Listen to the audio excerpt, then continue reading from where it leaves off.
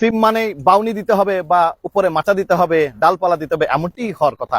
কিন্তু যেই জমিতে আমি দাঁড়িয়ে আছি সেই জমির যে সিমগুলি আছে সেটি কিন্তু একেবারে ডোয়ার ভ্যারাইটি, অর্থাৎ খাটো জাতের সিম, যেটির জাত হলো বাড়ি সিম 5, যেটি কৃষি গবেষণা কেন্দ্র খুলশী চট্টগ্রামের একটি ব্রিডারশিপ প্রোডাকশনের প্লটে আছি, যেখান থেকে বীজ কৃষক পর্যায়ে কৃষককে দেওয়া হবে।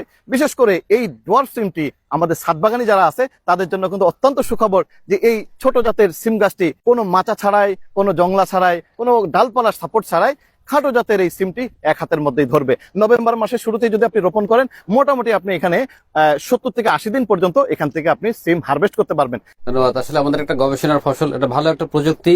বিশেষ করে চট্টগ্রাম অঞ্চলের মানুষ কিন্তু সিমের জন্য একটা ঐতিহ্যবাহী একটা অঞ্চল, সুতরাং আমরা সেজন্য এই সিমটাকে গুরুত্ব দিয়ে এই গবেষণা হাতে নিয়েছিলাম। আমরা সেখানে সফল হয়েছি।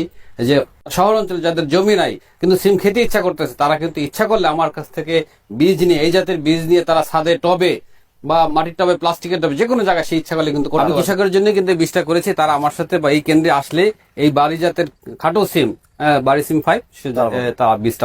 দর্শক, যারা ছাদ বাগানি এবং আমাদের মাটির জমিতে যারা করেন, এই শীতকালীন সবজির সাথে এই ডোয়ার্ফ সিমটিও কিন্তু আপনি চাইলে অ্যাড করতে পারেন, এই বাড়ি সিম 5 জাতের এই ফসলটি।